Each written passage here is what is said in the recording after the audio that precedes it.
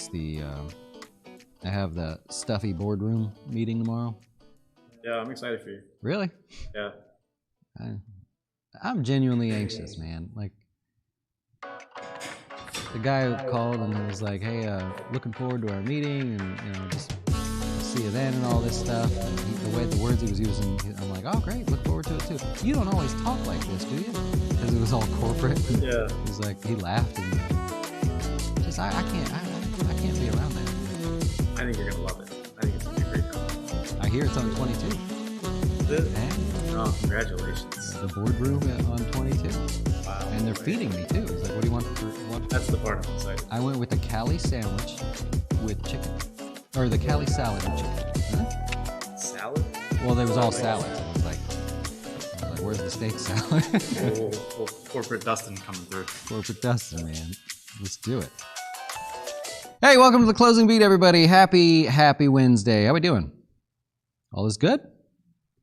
All is good with you? Awesome. Glad to hear it. Welcome to our show, The Closing Beat. We talk about the stock market here. We're going to do that today, actually. It's going to be really exciting.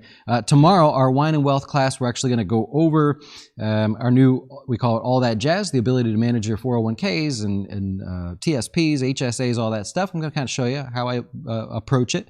Definitely, as you know, if you're one of our clients, I'm not a set it and forget it kind of guy. I like to always be tweaking and figuring out how to do better for you. So I'll go over that tomorrow night. Grab a glass of wine, come hang out with me. We'll also answer some questions that I've had piling up really about some of the new things we're doing, the office trades segment and everything like that. And speaking of office trades, I told you, nobody does it like I do it. You'll never see on YouTube or anything any kind of shorter term trading plan, sort of like a strategy around that. And nobody will show you exactly what they're doing, whether they win or lose. So it's intense. I'll give you that. It's not like you've normally seen. I've had a few people go, "I don't know what in the world you're doing." But remember, it's educational as well. So I'm following up with classes. We've already done a handful of classes to get you up to date and everything. And so I'm not just going to sit there and press buttons. I want to teach as we go as well. So if you want to join, it's in the research site, jazzwealth.com/research. Thank you to all of you that have joined. We actually use that to help us grow here, right? It's $13, so it's not like we're trying to get rich off of it, but it helps us with little things, and in particular, getting more data for our show here and stuff. That stuff costs a lot of money, so a little bit of support there helps us, and I hope you learn as well. Taking a look at the stock market there. Hey, we got inflation numbers tomorrow, right? Inflation. It's going to be a market mover. It has been a market mover, and it will be a market mover. Here's my belief: if we get a reading above 7, then basically the talk all goes to a half-point rate hike at the end of March. If we get a reading of 7 or under, then that really just confirms the quarter-point rate hike, which probably wouldn't be a market mover at that point because we already priced that in. That's already kind of baked into the mix there. The current odds, actually, for the Fed meeting in March are 71% that they raise rates by a quarter point. It actually ticked up a little bit today. And 29% for a half-point rate hike. If inflation comes in above 7, then you would expect that those odds are likely going to go up. We'll see what happens, but those numbers come out tomorrow. And I'll be here, of course, for that, right? Am I here tomorrow? Yeah, I'm not here Friday. Yeah. So we'll take care of that. Here's the S&P on the screen. You can kind of see today it was a convincing across-the-board rally. There's just one little problem with it. The problem is it was super boring for the, well, I'll do it this way. Super boring for the day traders, the swing traders, but it was exciting for investors. It was just one of those days because all the action came on the gap. If you were a futures trader, great, you got to participate. But other than that, if you slept in or you're not a futures trader, look what happened. Stock market opens at 9:30 a.m. Eastern, and basically the entire day's gains were baked in at the start of the open. What's good about it is that it was broad. Everything participated, right? Very, very broad rally. I think everything but one sector, actually every sector finished the day higher on the day. Gives you an idea just how broad it was. It wasn't financials pulling you higher. It wasn't tech stocks getting a rally out of nowhere. It was everything, just broad market buying. Why is that? Well, if you look at the S&P, we were trying to determine whether this was going to be a higher low or not. Well, it happened. It's officially a higher low here. So now this is proven bullish till proven otherwise, right? We would actually have to break below the 200-day moving average to cause that push in selling again, really for the technical traders to give up, and anybody that bought over the last few days might maybe take some off the table as well. So that's good news, right? If you want to see the markets bounce a little bit more, all right, maybe it happens. Maybe the inflation numbers aren't so bad and things work themselves out. But basically, the moral of the story in the S&P today is, aside from a handful of names that were basically earnings announcements, you had pretty much broad rally. You had Enphase with earnings, Chipotle with earnings. We'll cover all this, Paycom with earnings. But as you go through the list, just kind of pick a random spot down the list. Everything, doesn't matter where it was coming from, whether it was already beaten down or whether it was already kind of trying to rally, everything gave you a nice gain today. That's good, right? I like to see it, right? That's a good sign there. Facebook was actually our biggest gainer in the office trades today. It was a larger position, but that's okay. Good little rally there. We're happy with that. It had lost 30, I can't say 33. It was 32% of its value in 4 days, which is unheard of, right? I mean, if it's a biotech stock, you get it. But Facebook, 32% of its value in 4 days, super extended. I've been saying that for the last bunch of days here. We have had that position on in the office trades, and we went bigger on it because it was very extended, right? So I'm like, this is ridiculous. This is going to bounce. And it did, so we're happy to see that. On the downside in the S&P, just a handful of names. It's going to be earnings related. CVS, I'll talk about that one in a moment. INSEE also a little bit lower. CDW, you don't like to see some of these names lower. Allstate and Hershey, right? Consumer staples was the weakest sector actually out of all the sectors. But you really don't want to see a general stock moving lower on a day where the stock market was so broadly positive, right? That's not a good sign. Moving on over to the Nasdaq there. Again, broad participation, not quite a higher low here, but broad participation there. It's still the worst index year to date. It's down about 7.5%. Growth stocks today slightly outperformed, actually pretty well outperformed value stocks. Got a 2% gain in growth stocks. You got a 1% gain in value stocks, which is a pretty big spread there if you're looking, but that's in the Nasdaq. Looking through the Nasdaq, it's kind of the same thing. There's a handful of names that were weak, and they're in the biotech space. That'd be Amgen, Gilead Sciences, or one of them. I'll throw in, not biotech, but Keurig also was lower on the day. Some of these stocks have had really good moves, so they're just taking a little bit of a break. There really wasn't any obvious relative weakness in the Nasdaq, meaning a stock that was strong, and the market was strong today, but for whatever reason it was weak. There wasn't a lot of that. We have NVIDIA. Nice, 6% gain in NVIDIA. Any semiconductors you're looking at, you're going to love it. Lam Research today, which was one of the weaker ones, good little rally back there. DocuSign, doesn't really matter how you look at the NASDAQ today. Great rallies across the board. Even Lucid took a shot at rallying, right? Not much going on there, but that one even got a shot at rally. Micron a little bit higher on the day. Intuit, you could just rally or read through all the lists there. I just want to point out some variants, right? Airbnb, obviously it's not a semiconductor. Match.com, commercials like crazy here lately with Match.com. I don't know what they're all about, but that's what you got going on there. The Russell also rallying back. It's now in third place year to date. Today's rally puts it all the way back to the bottom of this little breakdown. So a known resistance area coming up for small caps, and that's okay. Not a big deal there at all. You expect maybe a little bit more out of it as it continues to rally back. Small cap growth on fire today. You got a 2.6% rally in small cap growth, 1.2 in small cap value, so that's where all the excitement was. And if you look at the Dow, that is the stronger of the group. This is officially a higher low in the Dow, up 1% on the day, and very good. No complaints there. As far as a rally goes, you can't look at it and say, yeah, but, or this was weak, and this, no, it's not great. No, it's just across the board, good rally. Oil, even a little bit of a rally today. Not amazing for oil inventory day, as far as the day where the oil inventory numbers come out. Not much, right? Only up 0.7% on the day. It's also been strong lately, so it's working on a little bit of a pullback, no big deal. Gold, I don't know what to tell you. Gold has been the least exciting thing in quite a while. And yields came down just ever so slightly. They've had a really strong rally and likely continue that. So just a little bit of a move there in yields. Bitcoin, I'll point out, interesting fact for you. So Bitcoin officially has broken the downtrend. If you're a technical trader and you like looking at this sort of thing, well, there you go. I just like to look at everything. I'm not saying this is magic or anything, but look, it broke the downtrend. Clear downtrend, it's very obvious. It had been weak. broke that downtrend on good, better volume, obviously very strong there. Also broke above the 50-day moving average for the first time in 81 days. And by the way, if you're a Bitcoin trader or you're curious, want to have a stat to share with your friends, Bitcoin trading above the 50-day moving average after being underneath it for 81 days. That's the longest ever in its history. It's been below the 50-day moving average, 81 days. Forward performance is actually quite bullish there. If you want to run the stats on that, it would be well worth your time. I am not a Bitcoin person, so I won't bore you with all those details. In our office trades segment that we do in the research site there, a couple things. Our Solar Edge.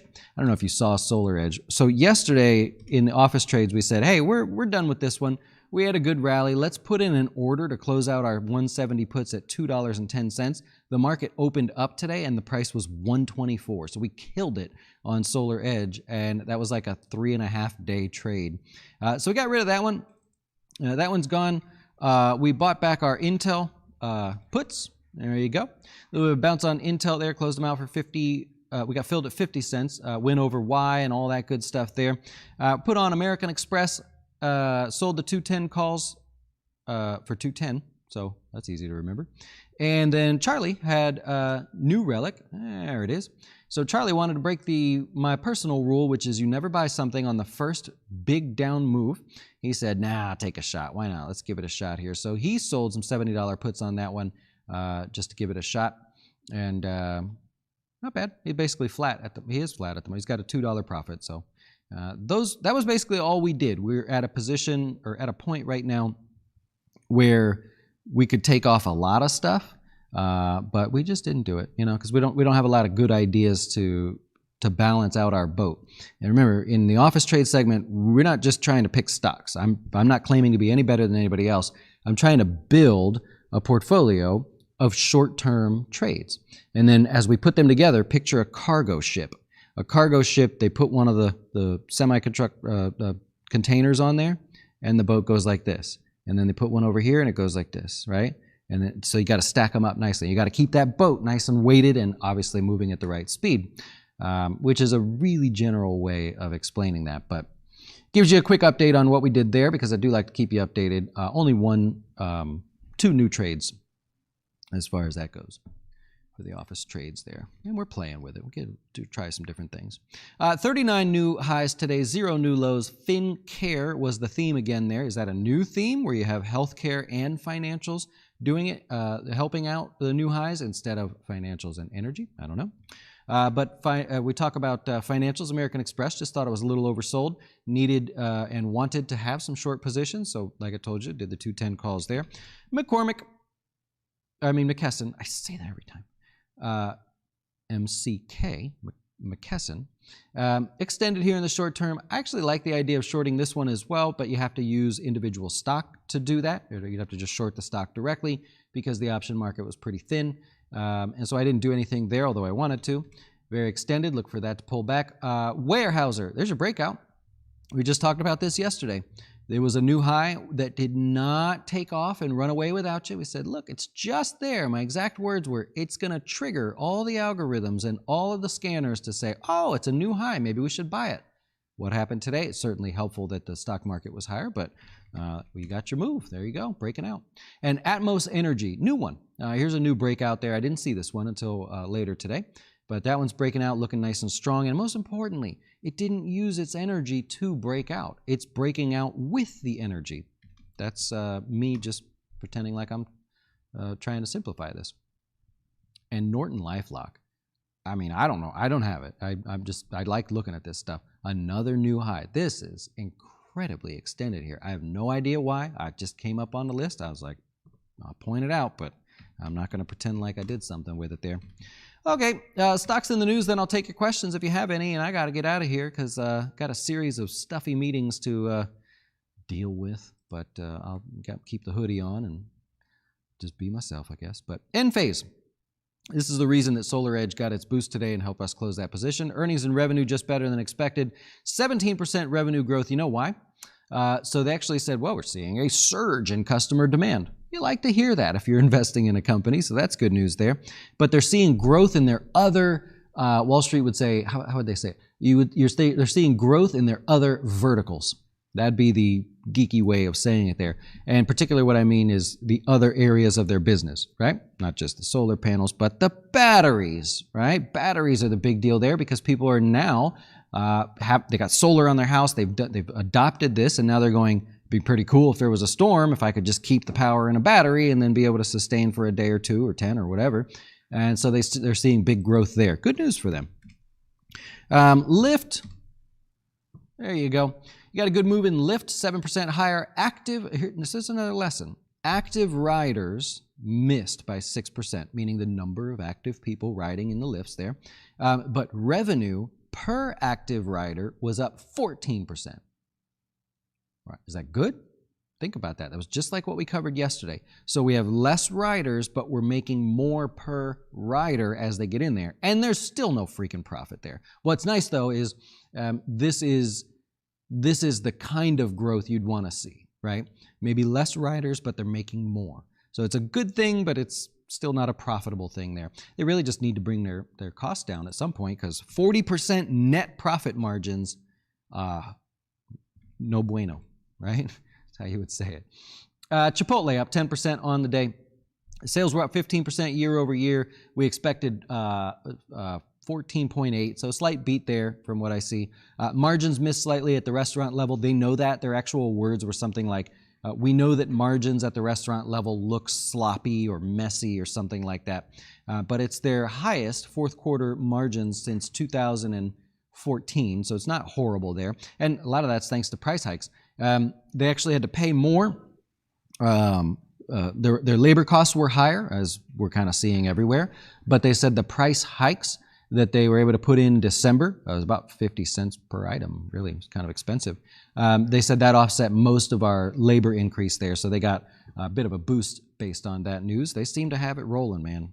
Of all the restaurants, they got it going on. Paycom, higher on the day, 9%. Well, I pointed out because we happen to own it. Happy to see that there. Paycom was better than expected on earnings. Revenues came in better than expected. They raised guidance. You get a threefer, right? All 3 major metrics came in better than expected. We love it. Love to see it. And lastly, tight, man. CVS. There you go. Down 5.5% on the day. They beat on earnings. So earnings better than expected. Revenues better than expected. Guidance was as expected, but I'll just say it that way. The problem is where you look at how they make their money. The money for CVS is in the pharmacy. You going in there and buying a gift card and buying a pack of gummy worms, they make money, but they're not making money like the pharmacy. We need you going in there buying your drugs, right? If you're a CVS person. Well, that's the problem. If you look at their earnings, the earnings beat expectations because of retail sales. Nobody wants to see that. We want the drugs, their higher margins, everything's better over there. And that's why, so they beat on retail. So I think that's probably why they're getting beat down. If you look at pharmacy, it was basically flat. No growth there at all. And I think Wall Street's saying, okay, maybe you're not worth $104. I don't know. That's probably where it stands. Nonetheless, that's where we stand, and I'm happy to take your questions if you have any. I'll let the stream catch up, and while I'm letting it catch up, Duke Energy, Kellogg's, Coca-Cola, what do we have? Moody's, we have Philip Morris, we have Twitter, what do we got? Expedia, Mohawk Industries, not Waste Management, Republic Service Groups, which is a trash company, and they're all reporting earnings tomorrow. Your best, it's kind of a mix tomorrow. There's not really one standout here. Philip Morris is on the weak side, losing 5 out of the last 8. Twitter is literally Christmas tree. So last earnings quarter, it was down. The one before that, it was up, then down, then up, then down, then up, then down, then up. If we look through the last 8 quarters there, so that means up, right? Right? It was down and up and down and up and down and up, down. So up is next. Right? That's the kind of analysis you get here on the closing beat. And Mohawk is kind of weak as well. Strongest one would be Republic Service Group, which is waste management. They pick up the trash, they do recycling, all that stuff. These guys do the same. Just depends on where you live. RSG is them, and they beat on earnings 65% of the time, 56% on revenue. However, 7 of the last 8 earnings reports, the stock has been higher on that news. Here's one to look at. Here's one to look at. Here's one to look at right there. And this is one of the lower ones right there. That's the only one of the last 8 quarters that found itself lower on earnings there. Yeah, there we go. There we go. And I don't believe I even had a chance to rattle off all. I did not rattle off all the earnings. Sorry about that. There are a lot more, right? So we're in the thick of it. You think Roku will have a good earnings report and a stock will go up? I don't know. I'm not very good at playing earnings. I like to rely on the stats there, but I do not know. Yep. Oh, I can tell you this old house gets their own new channel, the This Old House channel. They're going to, well, they already have a This Old House. Now they're going to have This Old House Makers channel, which will be more of a crafting and skills and woodworking, metalworking, design and building channel. I'm in, baby. Started last night, actually, on the Roku channel. Oh, look at that. Yeah, man, I'm in. I like This Old House. That's often how I fall asleep, but I watch it on Pluto. And usually watch a little This Old House, fall asleep, call it a night, man. Now I got something new to watch. Republic Service is buying Ecology. You are correct. Yep. You like to see the Uber beat there. Nice. Yeah. Facebook might see a new bottom if the EU decides to get rid of Facebook platforms. Maybe. By then, I'll be long gone.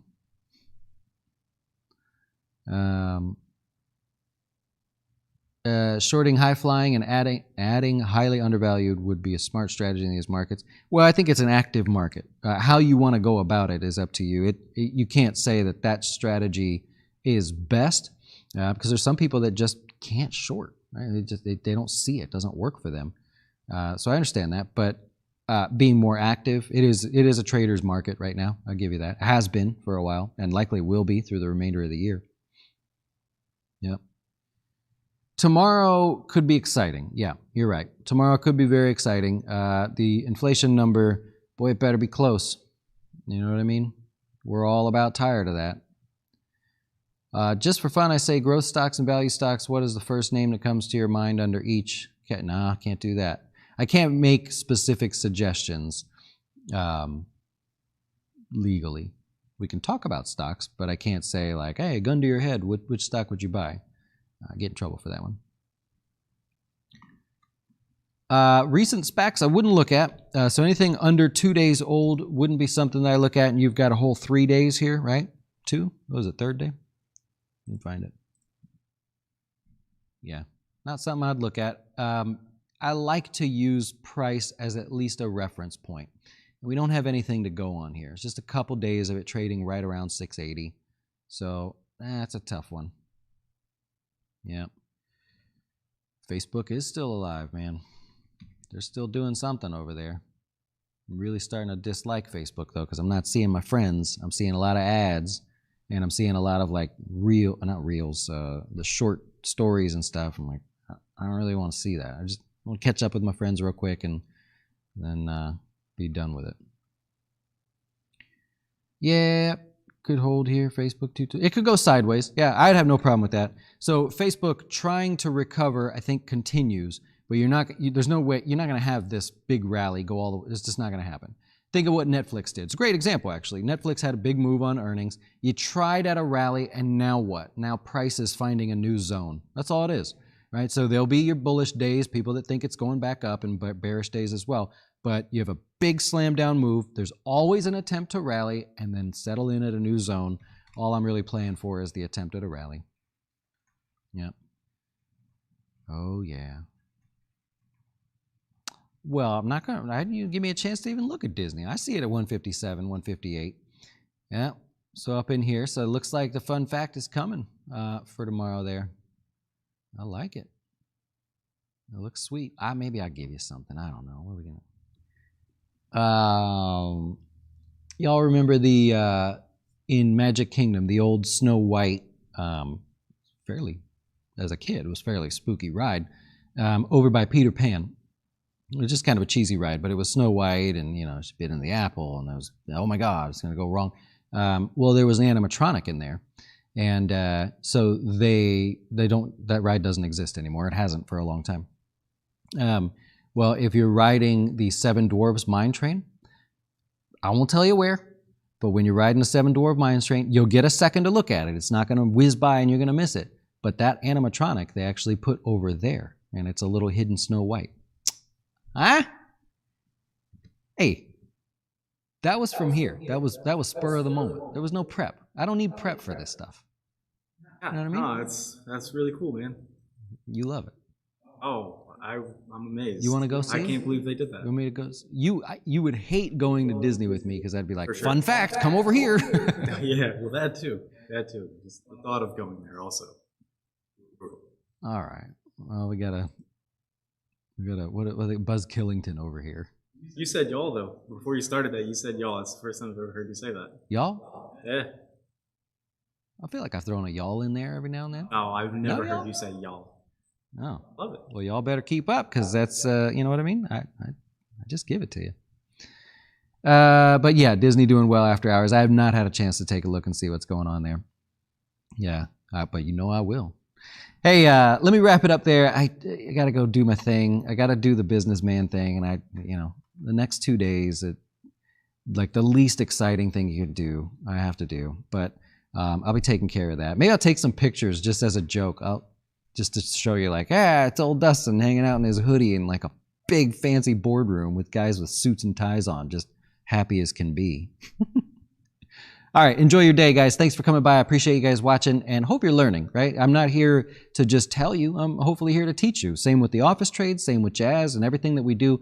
Teaching, huge, huge part of what we like to do. We love to teach because if I can teach you something, it means you'll ask a question. And I like when people ask questions. So enjoy the rest of your day, and we will see you tomorrow. Adios.